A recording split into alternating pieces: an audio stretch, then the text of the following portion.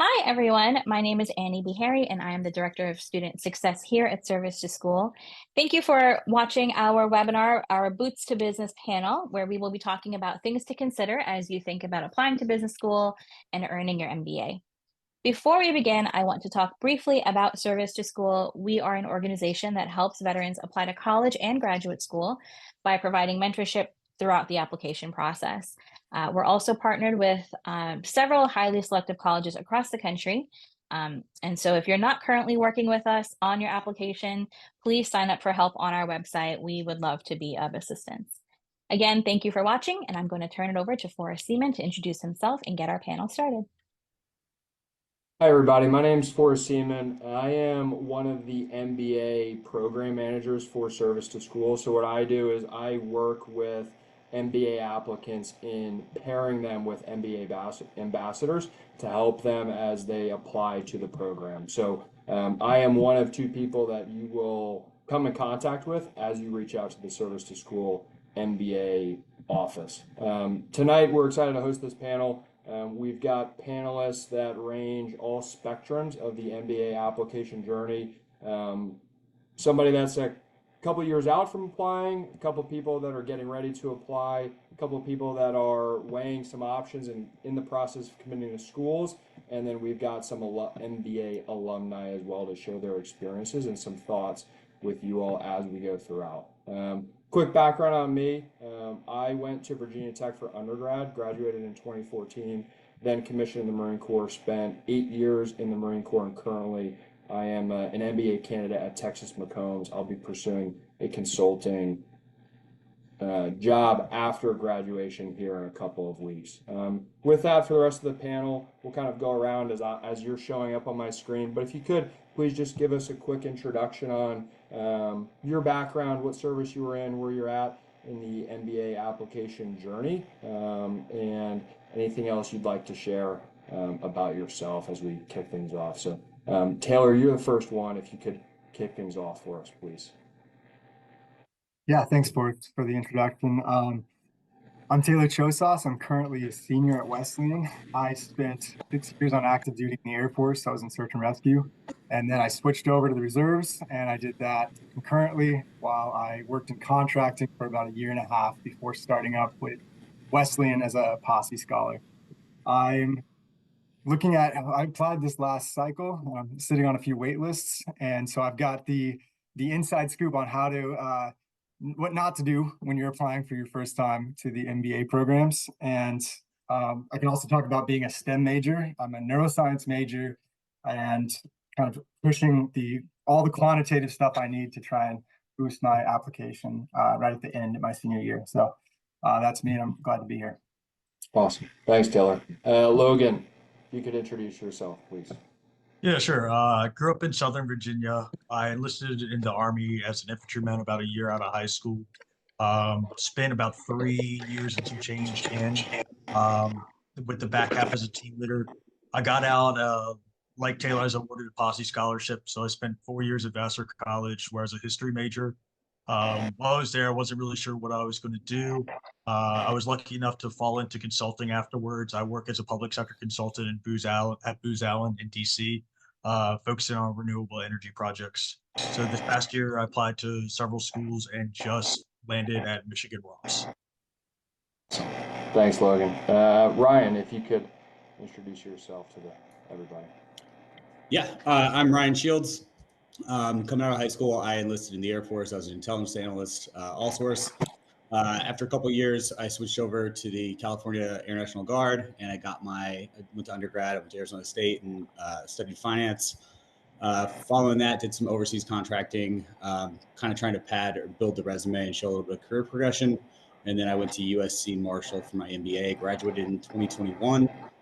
Following that, I did 3 years at Amazon, and now I've taken on a new role. I'm an operating executive of private equity. And that's kind of got me here. So back to California again. Awesome. Thanks, Ryan. Josh. Hey everyone, my name is Josh from Frederick, Maryland. I was enlisted for a few years prior to attending West Point. After commissioning, I served as a medevac pilot for about 8 years. I just recently applied to MBA programs. I got acceptances from Harvard, Stanford, Wharton, among others, and just recently accepted to Stanford today, and excited to join the panel. Congratulations, Josh. And then Brandon. Hey, everybody. Great to meet y'all. My name is Brandon. I'm from New Jersey originally. I served as a hospital corpsman in the Navy for 5 years before going to Williams College, where I studied history. I worked in internships in every area of finance you can think of, and ultimately landed at McKinsey as a consultant.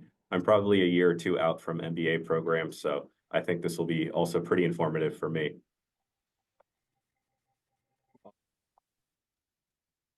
So with that, I just want to kind of get a sense of, for those that went from the service to undergraduate programs, how did you all go about choosing what major you were going to pursue? I know for me, getting out of the Marine Corps, it was daunting and like, what do I want to do with the rest of my life? For you all, how did you go about choosing those? I hear some business majors here, some STEM majors. What was the thought process and rationale for choosing those majors?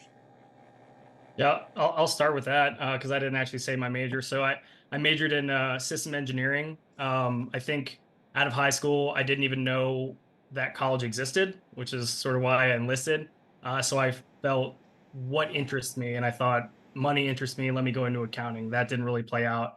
I chose system engineering because everything is a system, right? From a coffee shop line to the Black Hawk helicopter.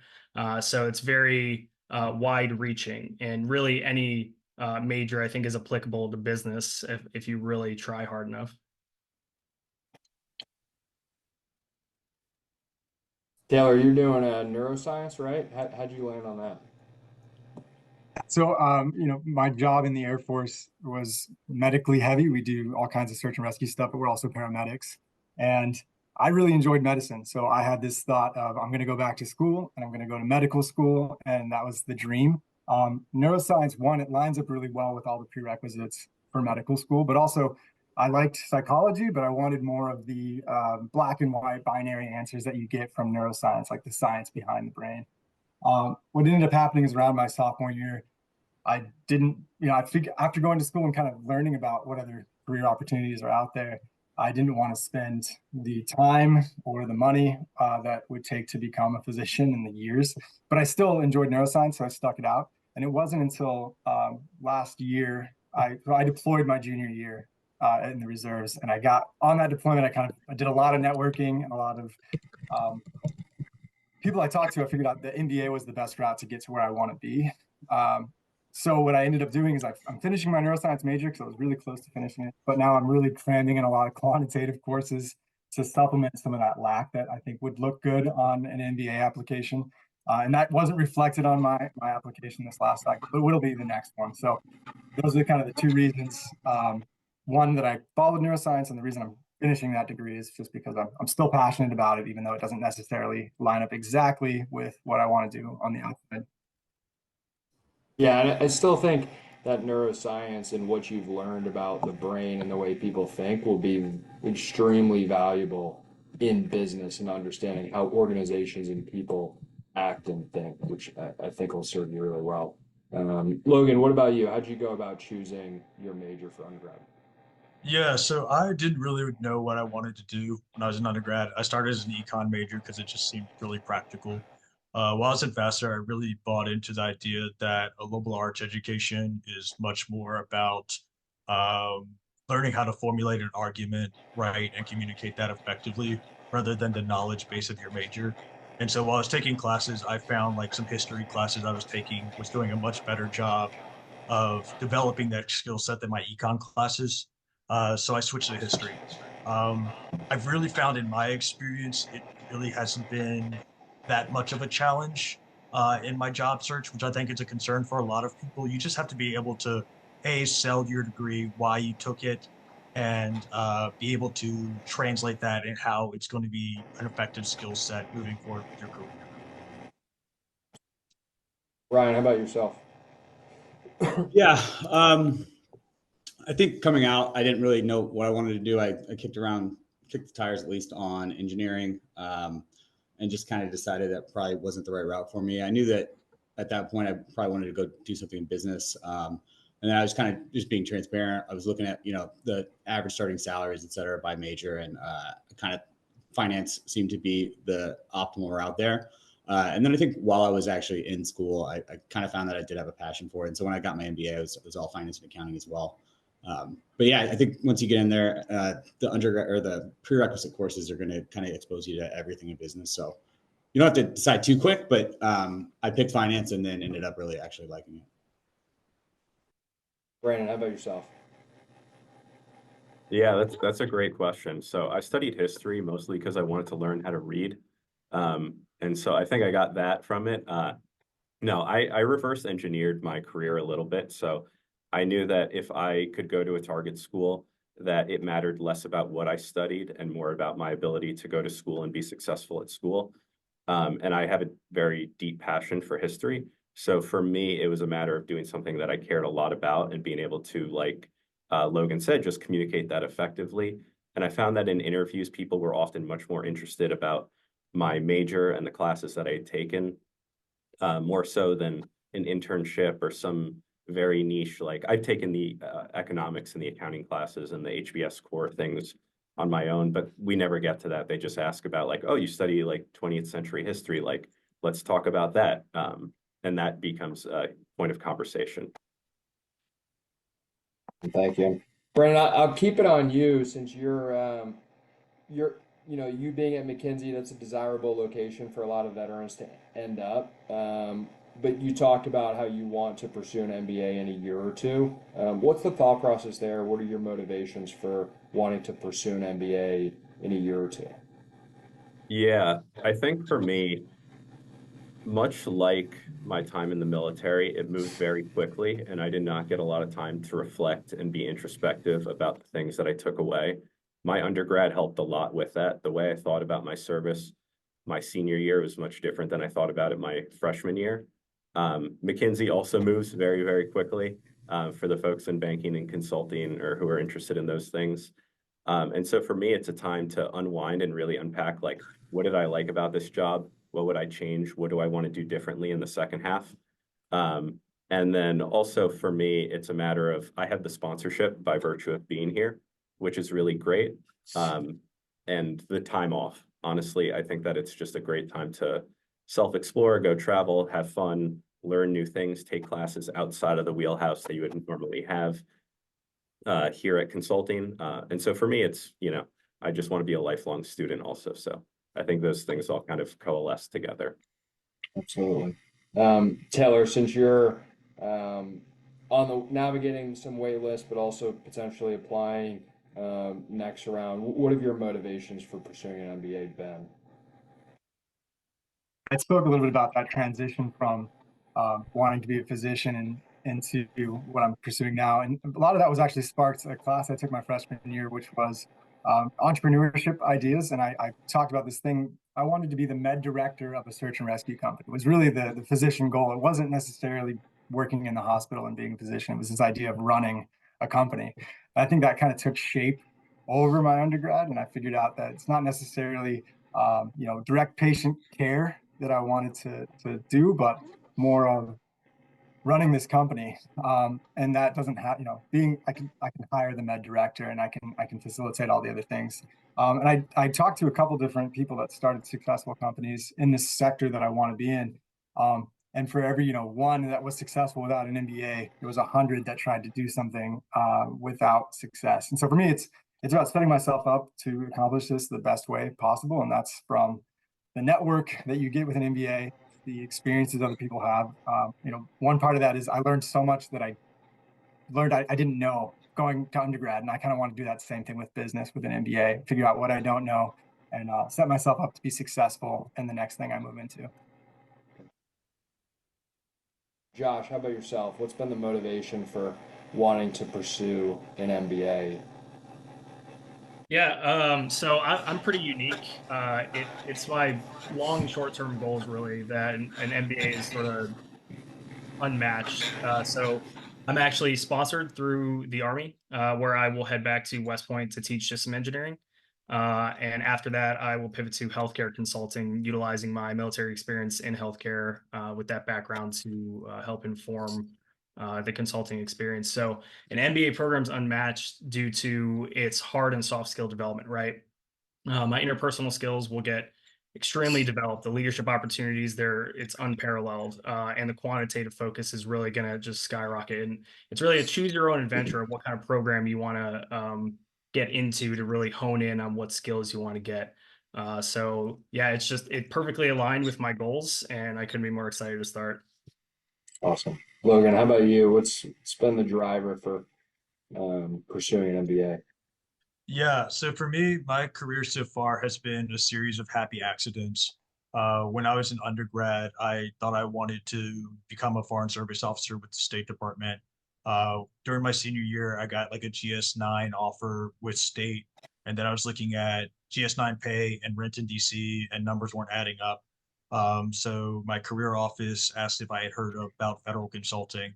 And, one thing led to another, and I was working on a State Department contract with Booz Allen. Found out I actually like consulting a lot more than I like working for the State Department.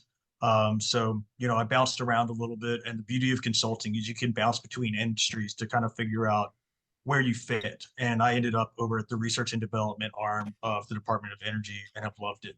So I decided to go back to grad school for two real reasons. One is I wanted to pivot out of the public sector to do more private sector focused consulting. And an MBA is the most direct way to do that through its networks and recruiting pipeline. Second is I wanted to get a more technical focus in energy because I don't really have that background. So I applied to dual degree programs. Like a huge motivating factor for me to choose Ross was it's got an excellent MS in sustainable energy systems degree. So I'll be doing a dual degree for that. Okay, awesome. Ryan, I'm going to change the question for you just slightly. Hindsight being 2020, you being a couple years removed from graduating the program, what do you think are some of the skills that the MBA gave you and that you've been able to apply in your Amazon role and now in your private equity role? Yeah, one thing just to touch very briefly on the previous question. I did not utilize my time very well during undergrad. So I went transitioned over to the Air National Guard, and my unit was activated, so I could basically hop on active duty orders whenever I wanted. And so for my summers and like winter breaks and everything, I did not capitalize on that time, and I didn't do a lot of internships and stuff. And so when I came out and I graduated, I wasn't super thrilled with the offers I was getting. And so that kind of drove me to like, okay, how am I going to pay the bills and how am I going to make the math work? And the MBA was a great opportunity for me to kind of prove that I can switch careers. As far as what I learned during the MBA that has been applicable, when I first started the MBA program, I wanted to do a bunch of finance and accounting. I thought I wanted to go into banking, and all my friends kind of were of the same kind of mindset. And so learned a lot of that stuff. And what I've been able to apply from that is my Excel skills are pretty good. And that has proven to be helpful. Excel is a great tool for not just looking at data, but also kind of rethinking your way through it so you can kind of come up to your own conclusion. That has been hugely helpful. And then towards the end of my MBA, I took a lot more classes that were kind of soft skill oriented, like, negotiation, thing like that. And it seems like it's going to be an easy class and you go into it's not going to be super challenging, but you actually do take away a lot of really good, valuable lessons that you can apply, especially like negotiations, one of those things where you can kind of think back to the tactics that you use because you role played it in your classes, and you can apply them in real life, and it actually is very, very helpful. I think everyone should take a mix of soft and hard classes, and I actually think that probably the soft skill classes are more valuable looking back. Yeah. One of the things that I've heard from almost everybody that's gotten an MBA that I've talked to, they always mention, regardless of the program, they always mention a negotiations class as being hugely valuable for them. One of the things I've enjoyed about the program is not only taking classes that are professionally beneficial, but also personally beneficial. I took a tax factors class that was fascinating in understanding how do you personally budget, navigate taxes, all of those things. So it was very interesting. Thanks. Switching a little bit now to MBA preparation. I know one of the big questions is financing of MBA programs. They're not cheap. How have you all gone about, or what was your approach to financing the MBA? Personally, I've been fortunate to be on the GI Bill. I'm at a state school, so the GI Bill covers all of my tuition. I get the BAH, which is really helpful. I know Josh sounds like the Army is going to help out. Brandon sounds like McKinsey might be helping out, so some work financing. But if you could all just share your plans for financing the endeavor. Taylor, we'll start with you, please. I'll have about 10 months of my GI Bill left when I graduate here. That should help considerably. Also what kind of drove some of my decisions of schools I was applying to was I'm still a California resident. So, that in-state tuition is a factor for me. So I think paying attention to some of those costs could drive some of your school selection if you're really worried about that, and I was. But that being said, working on my undergrad, I knew I was going to have a deployment at some point, and I was able to kind of cram some classes in, and that saved me enough time that now I have that 10 months, which is going to be very helpful. So if you can pull that off in your undergrad, I'm not recommending it, but it is going to be helpful for grad school. Absolutely. What's your plan? Sorry, I lost you there, Forrest. Was that for me? Yeah, what's your plan for financing the MBA? Yeah, so funnily enough, I thought I was in a pretty unique position, but Taylor and I've got 10 months remaining on the GI Bill after undergrad. So, fairly similar. I will put in a plug. I'm right now in the process of applying for BR&E, which would take care of the entire degree. So, it's definitely something to look into. I'm not qualified enough to, say what you need to do and what qualifies you, but it's definitely something to look into. One perspective I like to keep telling myself is a ton of people in these MBA programs are taking out nearly $250,000 in loans. And, if you're fortunate enough to have a large part of the program funded, I think, taking out $30,000-$40,000 in loans in perspective might not be the worst option in the world if the degree is right for you. Josh, how about you? Yeah, so as I mentioned earlier, the Army is sponsoring my degree through a program called Advanced Civil Schooling. So with that, I will owe, I believe, 3 days for every day in graduate school, which is kind of a big ask there. And they will only fund up to $60,000 per tuition year. So there had been some negotiations between schools because obviously there are a lot of programs that are over that cost. So that's the route that I'm going. Okay, awesome. Brandon, how about you? Yeah, so I'm fortunate enough to be in a similar bucket to Logan and Taylor, where I do have a bit of time left on my GI Bill that would take care of at least the first year. And I'm hoping, that I'll stick around here and be able to take advantage of the sponsorship, and then I'll owe time back to McKinsey, which, it's a big first world problem for me on the tail end of things. And so those are kind of the main two levers that I'm looking at. But yeah, I have friends who are, civilians who are getting ready to go to MBAs about now, and that 250K loan looks pretty looming for them for the foreseeable future. I'm sure with interest rates being what they are nowadays, hopefully they start going down. But yeah, that's a lot to have. Yeah. And how about you? How did you go about financing your education? Yeah. So I kind of gamed it out when I was 24. I came up with this plan. I was going to get my MBA, but I needed to go to undergrad first. So I took a semester at a community college, just paid for out of pocket. It was like $50 a credit, and knocked out a lot of things that I needed so that when I got to undergrad, I could get it done really, really quickly. And so I graduated my undergrad in 2.5 years. And so I saved a bunch of the GI Bill. And then I also lucked out. I didn't know this, but if you run out of GI Bill at any point mid-semester, it'll pay the rest of it. And so when COVID shortened the semester, I got 2 free weeks of GI Bill for my last, and it ended up covering it. The other thing with that sticker price, a lot of schools will participate in the Yellow Ribbon program, where the school and I don't know who on the government side will match the additional funding needed and cover it. And then a lot of schools also, like USC had the Shoney Scholarship, where they'll have something that'll kind of true up an MBA if you're a veteran, total cost. Yeah, absolutely. Some of the things that I've learned about VRNE is a huge benefit. Logan, I think it was you that mentioned that. Yellow Ribbon is also massive. I also didn't realize how many opportunities there were for scholarships when I was applying to the program. Scholarships when you apply to the program, scholarships that pop up through universities as you're in the program, and then scholarships between your first year and your second year are also super helpful. And then for me, something else that's helped fund my program is VA disability pay is beneficial. And then I've been serving as a teaching assistant this year in my second year, which that's also given me some tuition credits as well as some hourly pay, which has been really helpful. And then your summer internship, for most of the internships, they will pay whatever your salary is in that position, which was hugely beneficial as well.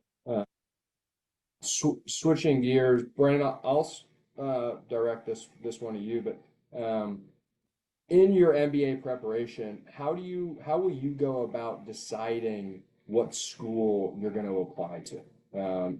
Is it going to be based on academics, location? What are going to be some of those drivers of deciding what program is right for you? Yeah, I think for me, I'm thinking about geography first and foremost. Like, I am from the East Coast. I love the East Coast. I was stationed over on Camp Pendleton. That was enough California time for me, I'd say. So I'm hoping to stick around here for the long run. I'm based out of the Boston office. And so I have a heavy preference towards sticking around to Sloan or HBS if I'm fortunate to go to one of those schools. But outside of that, network and focus of the school. So if I have a tech proclivity at that time, maybe I look at Sloan a little bit more heavily. If I'm focused on management, general leadership, then I'll anchor more towards HBS. And depending on if I have a family or other factors that are weighing into that, I try to just take all of these things into consideration. Taylor, how about you? How'd you go about deciding school fit, and then what were the factors that you considered there? Yeah, I think similar to Brandon, I was very aware of location. After spending the last 4 years in Connecticut and Middletown, just like how much that plays into one, the network that you're building where you're at, but then also just, the people you're around. And I'm considering my partner and where she wants to be in her career and all those kinds of things as well. I think another thing that's really good to pay attention to is the outcomes of that school, right? If what was mentioned before, backwards engineering, where you want to be. If that firm that you want to be at doesn't recruit at your school, it's going to be a lot harder to get in. Not to say that it's impossible if you have the networks, but I think it's really good to pay attention to that and to not, sell yourself short, and also to pay attention to where the strengths of that program are. If it's, healthcare consulting, you should take a really strong look at Duke. And I think just being aware of that school and where its strengths are, but the company that you want to be at, I think, is probably one of the most important things you should pay attention to when you're trying to select which school you want to go to. Absolutely. Josh, when you were applying to programs, how did you go about figuring out what was like the strength of the school? Like Taylor just mentioned Duke and healthcare. Was that something you considered, and how did you go about figuring out what a school's strengths were? Yeah. So that's a huge question, and it's something that I wrestled with even this past weekend. So I actually applied or plan on applying to 12 programs, which I do not recommend to anybody. When I started researching strength through avenues like Reddit or podcasts, which, be careful on Reddit for who you kind of trust and listen to there. I dropped one program, so down to 11. So it's a little higher there. But so I was accepted to Wharton's healthcare management program, which I was told if you get in anything healthcare management wise, that is the best program in the world. However, I decided not to go with that because I have a long-term goal to get in healthcare consulting, but that might change. So the more research that I did, I decided to go with a school that had sort of an interdisciplinary approach to really everything. Strong alumni networks, right? This past weekend, so I attended the admitted students weekends for HBS and GSB. and made my final decision there once I actually met the network or the people that I'd be networking with, the instructors that I'd be learning under. And so really just talking to as many people as possible, get in researching the veterans clubs and talk to somebody who shares, like for me in aviation, I talk to the aviators. I talked to people from my alumni or alumni from my West Point, and really all of them sort of helped me inform my final choice. So a lot of research. Logan and Ryan, continuing on with that theme of reaching out and getting to know the program, what were some of the avenues and methods that you two used to get to know the program and the people that are there? Yeah, I can start on that. For me, the vet networks were huge for each program. All of these top programs are going to have a large cohort of veterans in it. They all have clubs. Most of them have websites where it'll give you contact information to reach out to.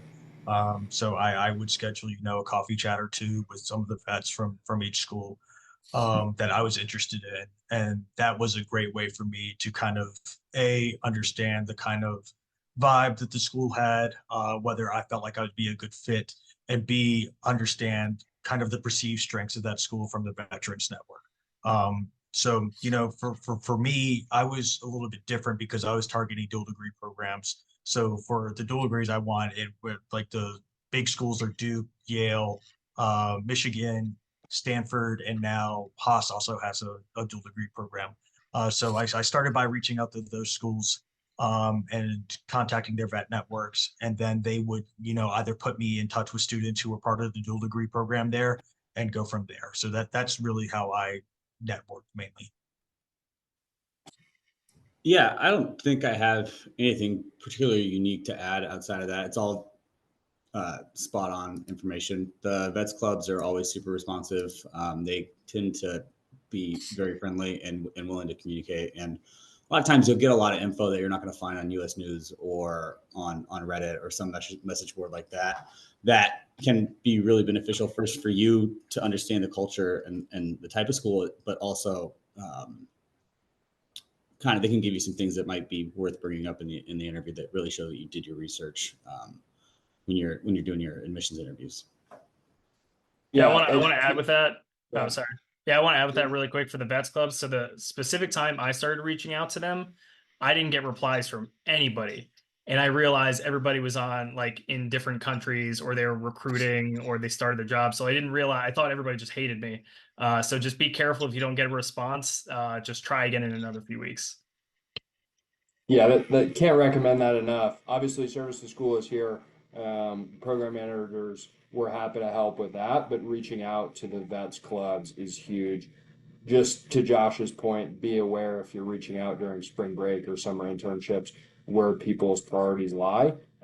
Veterans love helping veterans in everything I've learned. It's just sometimes their focus is elsewhere, but definitely recommend reaching out to those vets clubs will be extremely helpful. Ryan, since you brought up US News, how much did rankings go into your decision? Yeah, I think it would depend on at what point in the application phase you asked me that question.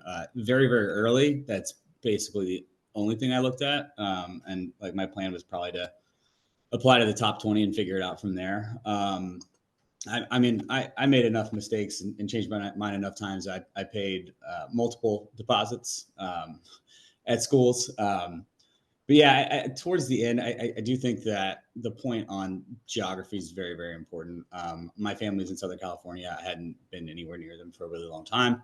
And I decided that I kind of wanted to end up in California. That's kind of why I ended up going to USC at the last second. That being said, I got moved immediately to Ohio, so nothing's real. But I'm back in California now. But yeah, I think you just need to have a hard look at what you really want to get out of it and how you want. It's like everybody focuses on the MBA, but it really doesn't matter. It's what do you want after the MBA? And yeah, so I have a heart to heart with yourself and kind of figure that out and what's important. Absolutely. Taylor, for you, how important do you think it is to decide what direction you want to go with the MBA post? Do applicants need to know getting into the process if they want to go into consulting or private equity or marketing? How are you approaching it? Yeah, I think it's just like my experience with undergrad. I was dead certain I was going to be a physician, and it completely transferred over the last 3.5 years from that point. And the advice I've gotten from a lot of different veterans I've talked to is to have a good story, a very compelling story. Like, this is what I want to do. But a lot of people change their minds once you get to business school. So I don't think it should hold you back if you're not like, I want to be a consultant for sure. But I also think that you should have a good story built for the application, for the purposes of why MBA, and it should be powerful. And you should at least have that really squared away before you apply.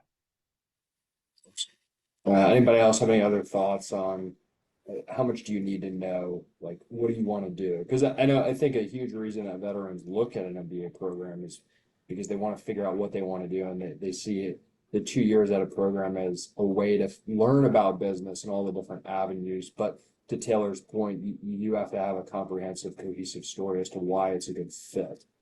So how have you all kind of navigated that? And Brandon, for you, how do you think you'll approach that?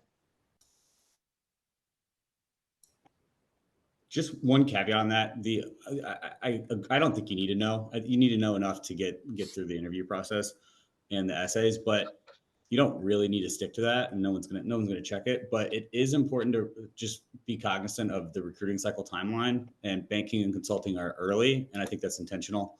And then everything else is later. And so, if you want to go to banking or consulting, you need to probably get on the horse pretty quickly as far as getting prepared and get ready for your interviews. But like, I decided I didn't want to do banking pretty early into the process, and I don't think I figured out I wanted to go to Amazon until December. So I would add that in terms of the application for the admissions process, you need to have a story that makes sense. So if you were an infantryman your entire life and you say your short-term goal is you want to get into PE, private equity right out the gate, you're going to raise some flags at the admissions committee, and it's not going to make sense unless I don't know, people in PE, but even then you couldn't really communicate it. So programs will always tell you to be your authentic self. And that doesn't mean in your essays you say, I want to make a bunch of money. So just craft a story that makes sense, right? Like, I'm a medevac pilot. I had a medical background. I worked for the Army's medical command for a while. I saw certain things in there that I wanted to affect in the public sector. So that made sense for me to try to get into healthcare consulting. But just make sure that your background somewhat ties into your goals, either being in clubs, your extracurricular activities, your work background, etc. But just be authentic and have it make sense. Yeah, one of the Don't best pieces. I'm sorry, Logan. I'll just share some of the best advice that I got was to know what I didn't want to do, and then once I got to the program, focus on everything else. So, for instance, for me, I knew I didn't want to do investment banking, and I knew I didn't want to go into marketing. So anything associated with those things, I didn't go into, but I kept my options very open to everything else because I was coming into the MBA program to learn as much as I could about the different opportunities that were out there. But with that, Logan, sorry to interrupt. What were you going to share? You're muted right now. Oops, sorry. After 2 years on Zoom, you'd think you'd have that down by now, but I guess not. Yeah, so I think in my experience and talking to people who've been through the process, I think when you're answering your short-term goal, it needs to be much more structured than your long-term goal. I think your long-term goal can kind of be whatever you want it to be. But your short-term goal just has to make sense getting there. I think for business school, the top three industries, you can talk about consulting, you can talk about investment banking, you can talk about tech. I think picking one of those three is a safe way to go. The classic one for vets there's like a stereotype that all vets say they want to go into consulting. And I think that's for a reason. It's easy to translate military experience to operations experience, which is a large part of consulting. What I will say is a great resource that we haven't talked about yet is, I think, the career report that each school publishes every year. And that's a great way to see where these schools are placing people. So, like a school like, let's say like Carnegie Mellon will have a great tech placement. Whereas, Duke or Michigan might have better consulting outcomes. So that's one thing to consider both in your school selection as well as talking about your goals and how they're realistic to that school. Got about three more questions here. Brandon, this one's for you. As you're getting ready to apply to a program in a year or two, how are you trying to make yourself as competitive as possible for admissions to a program? Yeah, I think that I try to split it into the things that I can control and the things that are just out of my control at this point. Like what I studied in undergrad, the classes that I took, and my GPA, those are just out of my control. My military experience, that's out of my control. And so trying to be very cognizant of like the things that I can control moving forward, having talked to people who have made it through. I mean, I'm fortunate to work with a lot of people who have MBAs from top programs. And asking them like, what do you think was the deciding factor? Like, what really helped you? Um, and so trying to like develop some expertise, working on, as everybody said, projects that are going to help me build that cohesive story and figuring out what the things I do like and the things I don't like are, so that I can tailor that to my college or to my MBA application. Um, and then getting in, like, I care a lot about community. I'm an ambassador with Service to School, and I try to volunteer in my own community as much as possible. So just doing the things that I would normally do.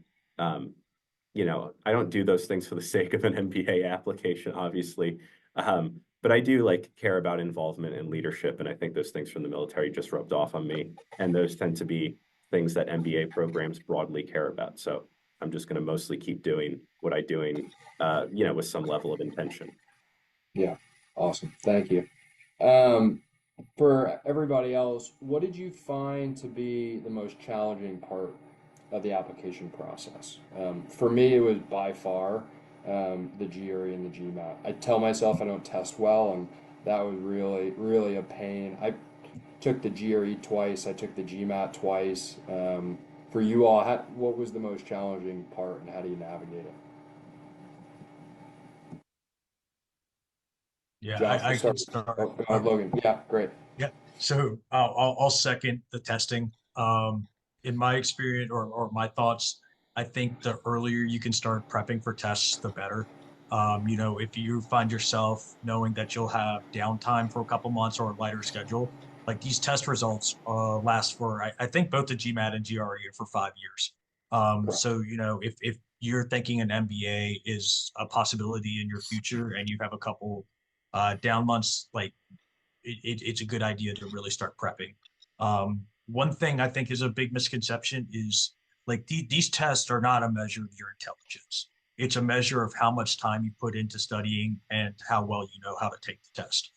So I'm of the mind if you really want to do well in the test, you're able to. Obviously, it comes more naturally to some than it does to others, but um, it's a learnable skill. Josh, how about you? Yeah, I mean, it was the tests. I think they don't do this anymore, but in Captain's Career Course, for the uh, military education for Army officers, they made you take it. I was told 2 days before to take it. That was my first experience with GRE. I used Magoosh before. That didn't turn out well for me, and I'm not sponsored by them, but Target Test Prep just actually got me to where I was supposed to go. And also finding accountability in others. If you find somebody else in your line of work who's also applying to MBA programs, or again, I'll throw a plug for Reddit, another great resource to study online with other people. But yeah, it was the test. After that, though, it felt like it's never ending. The next struggle was finding how do I tell the best version of me? What is my story? So a lot of reflection. That was the second hardest thing, is really reflecting in my life, because before this, I wasn't very introspective, but now I am. So yeah. Taylor, how about you? Yeah, as I mentioned earlier, I came out of deployment. I did not study for the GMAT or the GRE, and I took the test, and then I quickly realized I needed to study for it. And after about a month of prep, those are the scores I submitted for my application. And I'm very confident that there's actually a really good article, if anyone hasn't read it, on service to school websites like what are my chances of getting in. It's written by David Lee and Gary, and they did an analysis and they saw that the best predictor of getting in is your test score. If you normalize everything else, it's the test score that has the most weight for veterans applying to top MBA programs. So I think it's crucial to get a good test score on that. I'm not saying I wouldn't have applied to the schools I did, but I also am aware that that's holding me back a little bit. So that's my plan is to study up on the quantitative and reapply next cycle. And I think it's one of the most important aspects and hardest. Ryan, how about you?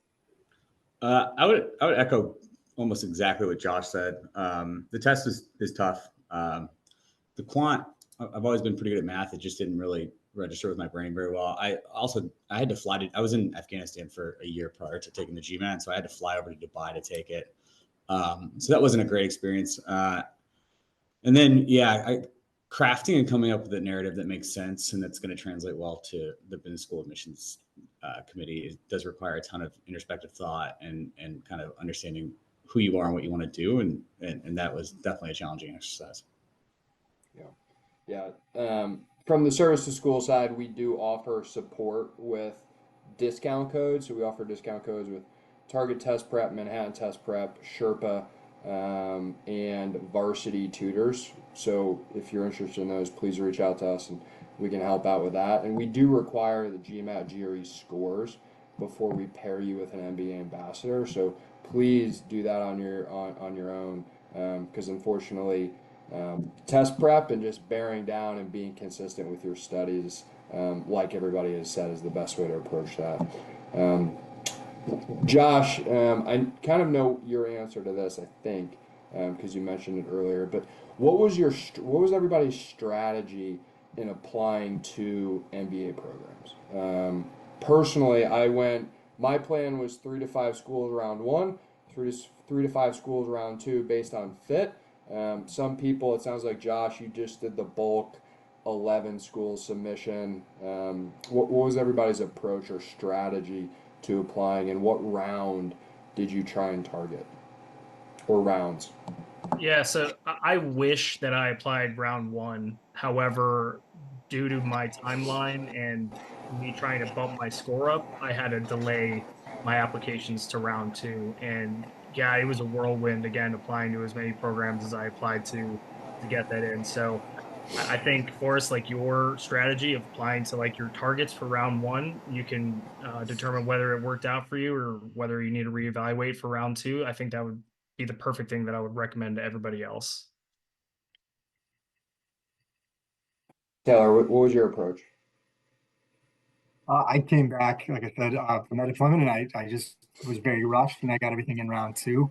I had my list of schools that I really wanted to go to, and I put them in round two, and then I just, I didn't. I'm still in school, and I am planning on reattacking for round one once I've studied and kind of increased my test score.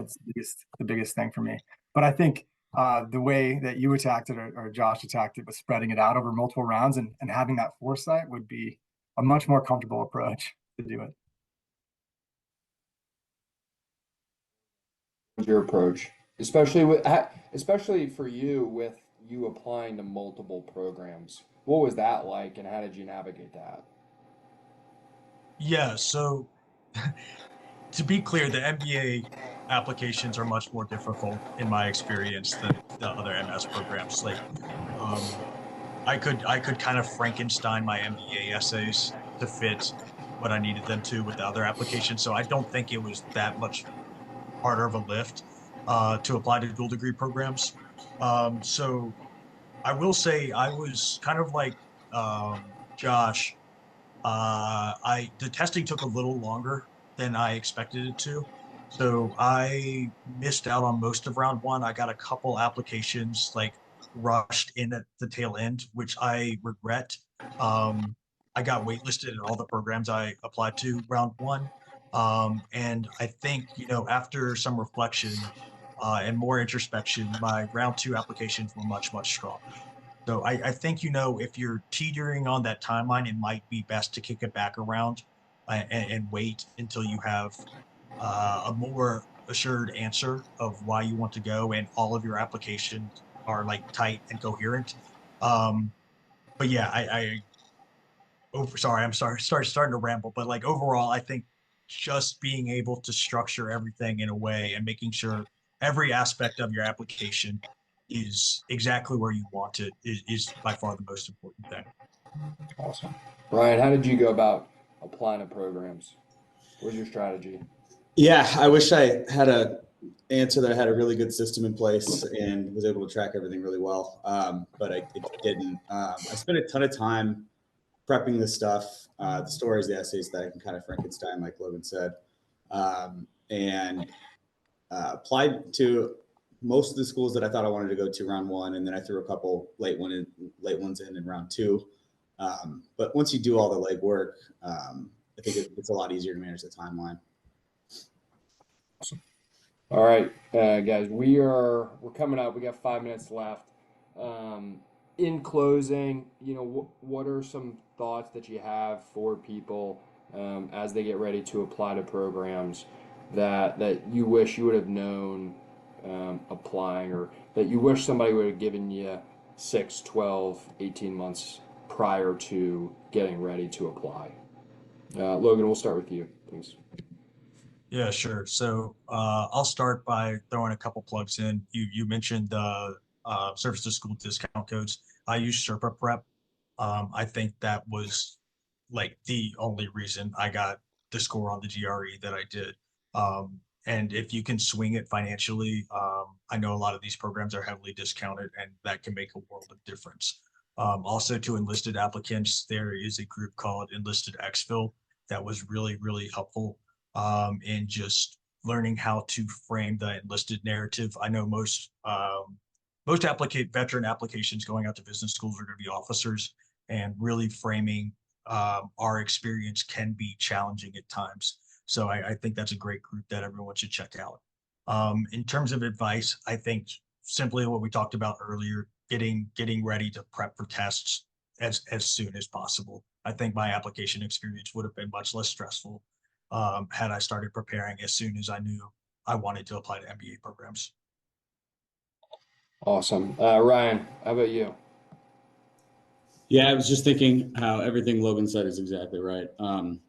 Use all the resources you have available. I didn't really actually know about a lot of them that I've since learned about.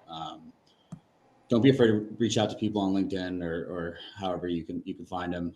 Most people are going to be willing to help, especially if they're prior military as well. The test is not easy, and it's rebalanced every year based on the caliber of the applicants. So it's only going up. It's only going to get harder.